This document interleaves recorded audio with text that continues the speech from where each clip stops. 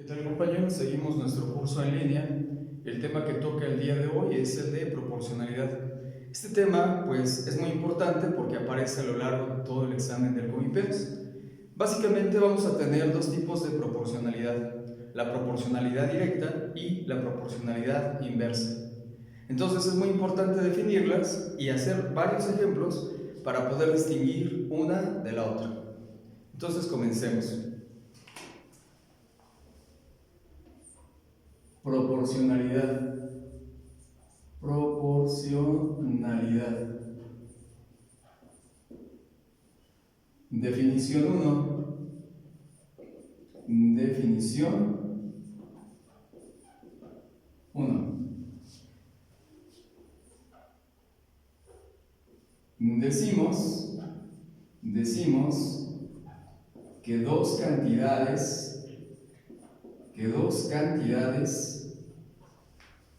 X de Y son directamente proporcionales si al aumentar el valor de X, también aumenta el valor de Y, o viceversa. Si el valor de X disminuye, el valor de Y también disminuye.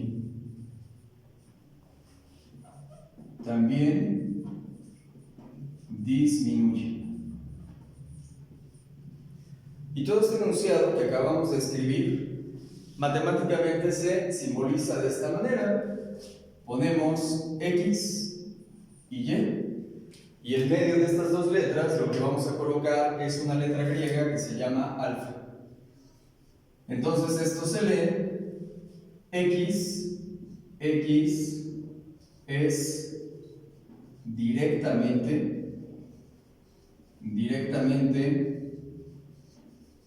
proporcional a Y. ¿De acuerdo? Y esto, bueno, pues lo podemos retener un poquito más de manera gráfica, pues recordando que si el valor de X aumenta, el de Y también debe de aumentar. O por el contrario, si el valor de X disminuye, el de Y también debe de disminuir. Prácticamente les debe de pasar lo mismo a ambas cantidades. Si X aumenta, Y aumenta. Si X disminuye, Y también debe de disminuir. Y lo importante de todo esto es lo siguiente. Entonces, cuando dos cantidades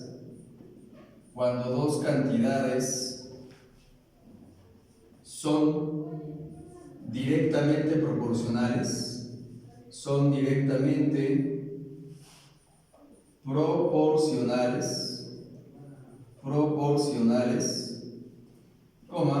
se resuelven su relación mediante la regla de 3, planteada de esta manera: X1 sobre Y1 es igual a X2 sobre Y2.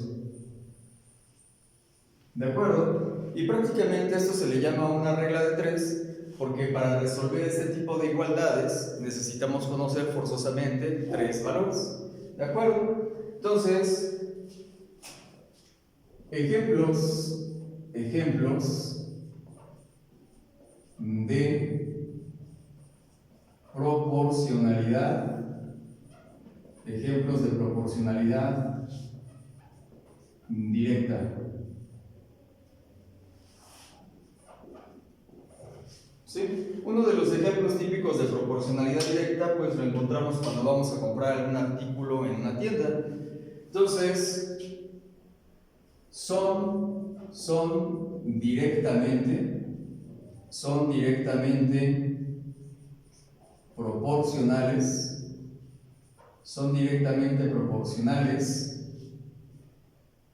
el número de artículos, que se compran en una tienda, y el precio que debemos pagar por ellos. Por ejemplo, si compramos un cuaderno cuyo precio pues es, por ejemplo, de 25 pesos, ¿sí? Si nosotros compramos pues dos cuadernos,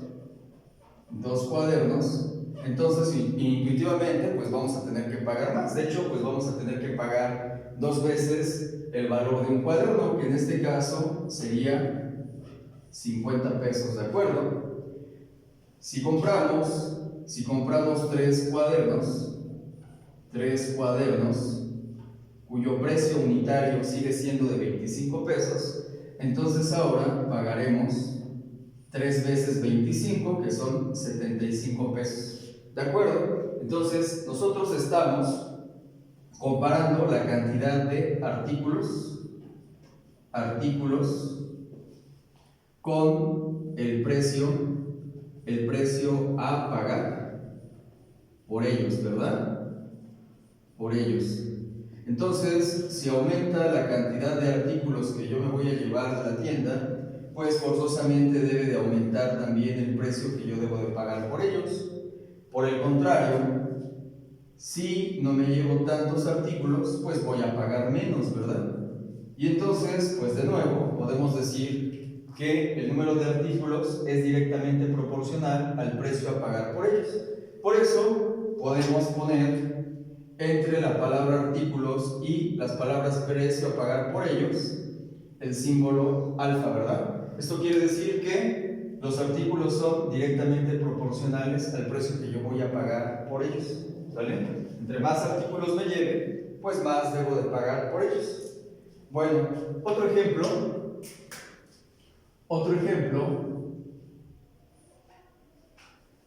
aparece mucho en la parte de trigonometría, que vamos a ver un poco más adelante.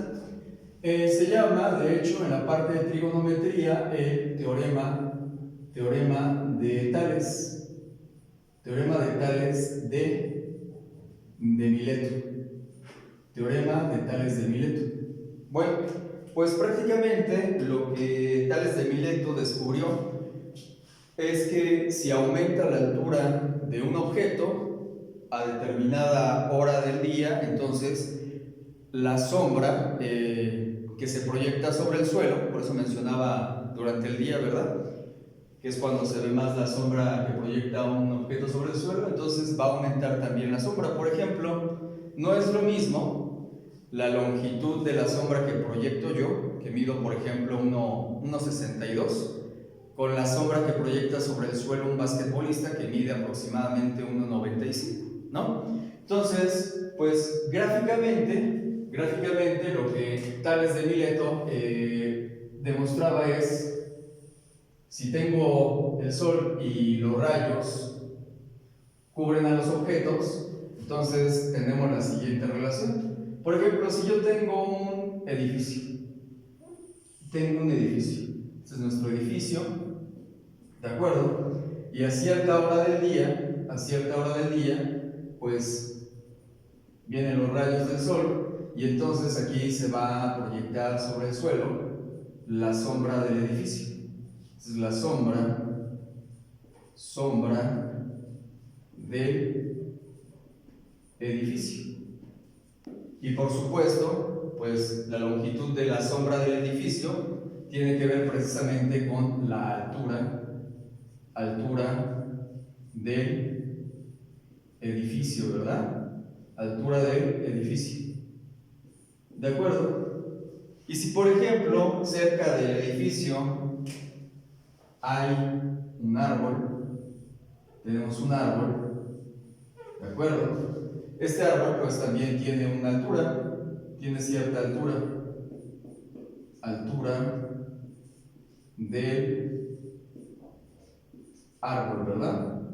Tiene cierta altura, entonces lo que va a ocurrir es que, bueno, pues también debe de proyectar una sombra sobre el suelo. Sombra del árbol. ¿De acuerdo? Y entonces así, nosotros si tenemos, por ejemplo, un arbusto, entonces su altura es más pequeñita, por lo tanto la longitud de la sombra que proyecta sobre el suelo va a ser menor. Si yo tuviera un rascacielos, ¿verdad? Entonces la longitud de la sombra que proyecta sobre el suelo va a ser mayor. Por eso se trata la relación que existe entre la altura de un objeto y la longitud de la sombra que proyecta sobre el suelo. Se trata de una proporcionalidad directa. Entonces vamos a escribirlo. La altura de un objeto y la longitud de la sombra que proyecta sobre el suelo. ¿De acuerdo? Entonces decíamos hace unos segunditos que si aumenta la altura del objeto, forzosamente debe de aumentar la longitud que proyecta su sombra sobre el suelo. Si comparamos entonces la longitud de la sombra que proyecta un objeto más pequeño, entonces su longitud debe de ser más pequeñita, ¿de acuerdo? Entonces si aumenta la altura de un objeto, también debe de aumentar la longitud de la sombra que éste proyecta sobre el suelo. Por lo tanto, son directamente proporcionales. ¿Estamos de acuerdo? Es otro ejemplo. Bueno, entonces, en la vida cotidiana, pues hay una infinidad de ejercicios donde aparece la proporcionalidad directa. ¿De acuerdo? Entonces, vamos a definir ahora la proporcionalidad inversa, ¿sí? Y vamos a ir resolviendo en unos minutitos, pues muchos ejercicios donde tenemos que distinguir si es una proporción directa o es una proporción inversa. ¿De acuerdo? Entonces, vamos a nuestra segunda definición. Nuestra segunda definición, pues prácticamente tendría que ver con la proporcionalidad inversa. Entonces, definición 2. Definición 2. Decimos que dos cantidades X e Y son inversamente proporcionales si al aumentar el valor de X, el de Y disminuye. O viceversa. Si el valor de X disminuye, el valor de Y aumenta. ¿De acuerdo? Y entonces todo lo que acabamos de escribir matemáticamente se simboliza de la siguiente manera. Vamos a poner x 1 sobre y otra vez separando a x y a 1 sobre y, vamos a poner la letra griega alfa. Entonces, esta simbología se lee como que x es inversamente proporcional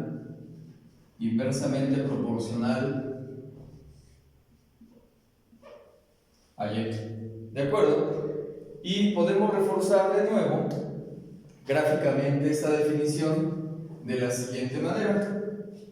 Si el valor de x aumenta, el de y debe de disminuir. Por el contrario, si el valor de x disminuye, el de y debe de aumentar. Les debe de pasar lo contrario a cada una de estas cantidades.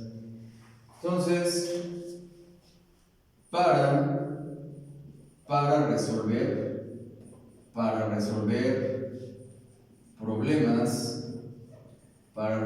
problemas que implican la aparición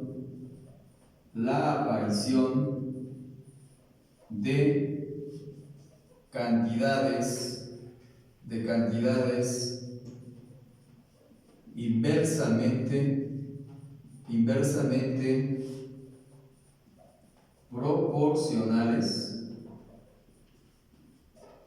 ocupamos la regla de 3 siguiente. Entonces, cuando yo estoy comparando problemas donde aparecen cantidades que son inversamente proporcionales, vamos a ocupar la siguiente formulita. Sería x1 por y1 igual a x2 por y2. ¿De acuerdo? Entonces, todos los ejercicios que impliquen una proporcionalidad inversa se van a resolver con esta formulita. ¿De acuerdo? Bueno, vamos a poner aquí algunos ejemplos, ¿verdad? Entonces, ejemplos donde aparece la proporcionalidad inversa.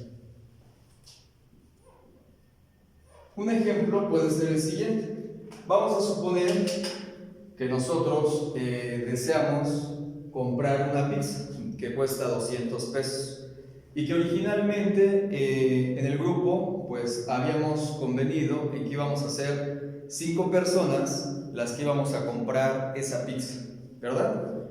Pero entonces llega el día y faltan 2 compañeros.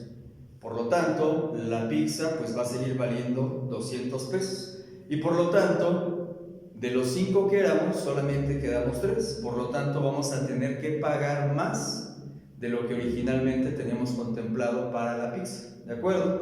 Entonces, ese sería un ejemplo de proporcionalidad inversa. Lo voy a anotar aquí. Entonces, primer ejemplo sería la relación de el precio de un artículo y la cantidad de dinero que debe aportar cada una de las personas para que juntos compren dicho artículo.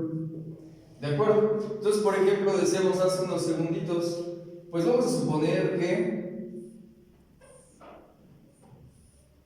queremos comprar una pizza, ¿verdad? Queremos comprar nuestra pizza, ¿vale? El precio de la pizza es de 200 pesos, ¿de acuerdo? Entonces, pues somos originalmente 5 personas las que decimos que sí queremos comprar nuestra pizza. ¿Estamos de acuerdo?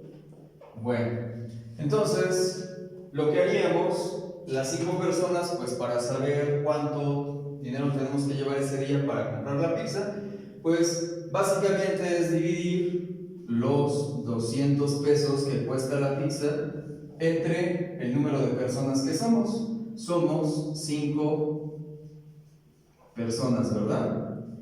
Entonces, lo que tendría que pagar cada uno de nosotros para completar el precio total de la pizza sería 40 pesos cada persona, ¿verdad?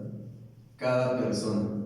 ¿Si estamos de acuerdo? Bueno, pero pues da la casualidad de que ese día 2 personas pues a lo mejor nos dejan colgados o yo que sé, a lo mejor a la mera hora no se les antoja la pizza.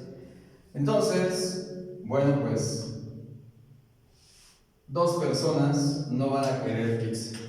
Y entonces, ahora lo que nosotros tendríamos que hacer, pues es dividir el precio total de la pizza, porque eso no va a cambiar, ¿verdad?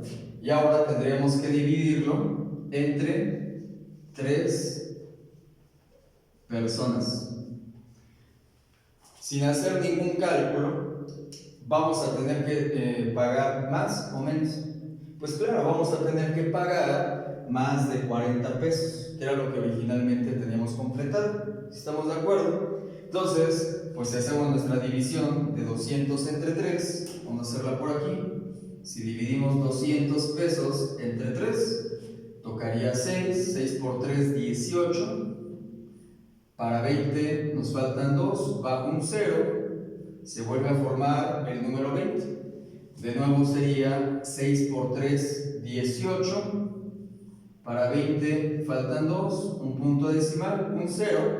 Y de nuevo nos va a tocar otro 6, ¿verdad? Y así indefinidamente. Entonces, si al momento vamos a participar en la compra de la pizza solamente 3 personas, vamos a terminar pagando aproximadamente, ¿verdad? Redondeando a los centavos, 66 pesos con 70 centavos. Es decir, vamos a tener que pagar más de lo que habíamos contemplado. Por lo tanto, esto es un ejemplo de proporcionalidad inversa. ¿De acuerdo? Bueno, otro ejemplito tendría que ver, por ejemplo, con algo que vamos a ver después de la parte de física. El segundo ejemplo sería la relación que existe, entre el tiempo que toma recorrer una distancia fija y la velocidad con que se hace dicho recorrido.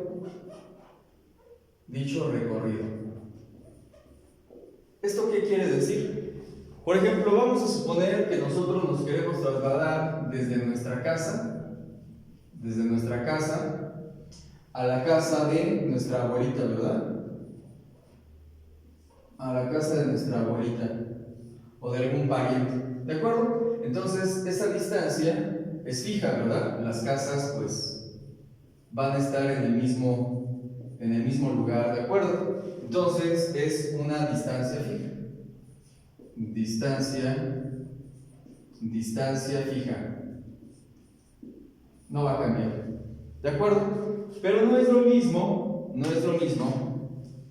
trasladarme de la casa de mi abuelita respecto de mi casa caminando, que si yo me traslado desde mi casa hasta la casa de la abuelita en una bicicleta, corriendo o en el carro de nuestros papás. Quiere decir entonces que si aumenta la velocidad, disminuye el tiempo de llegada, ¿verdad? Si yo salgo de mi casa caminando y quiero ir a la casa de mi abuelita, pues voy a tardar más que si lo hace mi papá saliendo al mismo tiempo de la casa, pero él no camina, sino que él lo hace en su auto. Por eso es otro ejemplo de proporcionalidad inversa. La velocidad de un cuerpo es inversamente proporcional al tiempo que tarda el cuerpo en recorrer una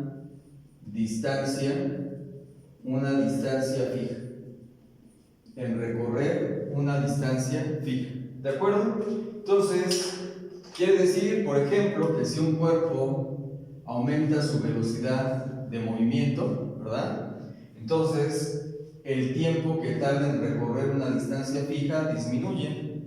Por el contrario, si la velocidad con que se mueve un cuerpo disminuye, entonces el tiempo que va a tardar en recorrer esa misma distancia aumenta. Y este es otro ejemplo de proporcionalidad inversa. ¿Sí queda claro entonces? Bueno, entonces para no revolvernos, lo que vamos a hacer ahorita es pues un resumen breve, ¿verdad? Para que pasemos a resolver problemas de proporcionalidad directa y proporcionalidad inversa. Este resumen pues prácticamente va a ser muy breve. Entonces decíamos, ¿verdad? Nuestro tema central es el de la proporcionalidad. Entonces vamos a anotar de nuevo aquí, proporcionalidad.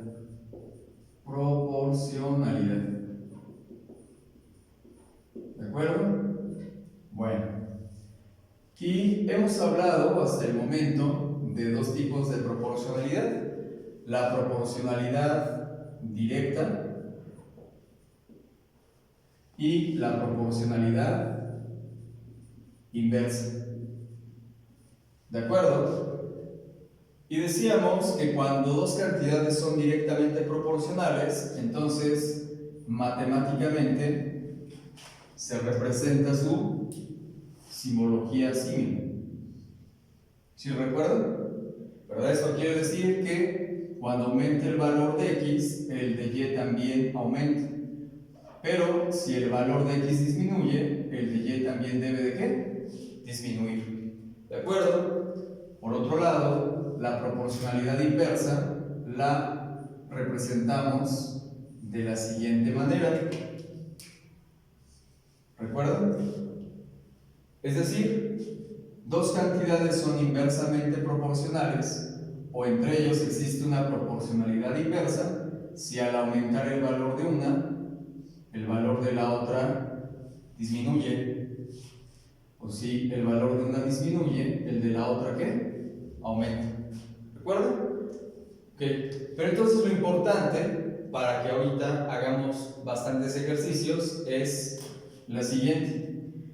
Si yo ya me di cuenta que en el problema que viene en el examen están hablando de una proporcionalidad que es directa, voy a ocupar la siguiente regla de 3.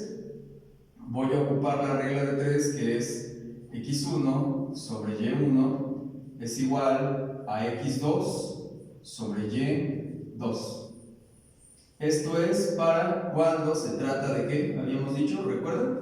Una proporcionalidad que es directa.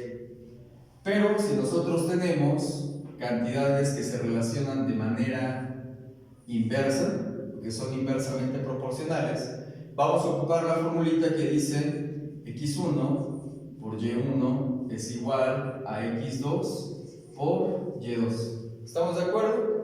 Ok, entonces Ambas ecuaciones se llaman reglas de 3.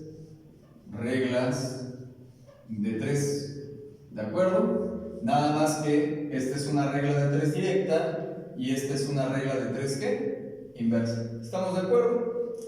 Bueno, entonces en un momentito vamos a comenzar a hacer ejercicios.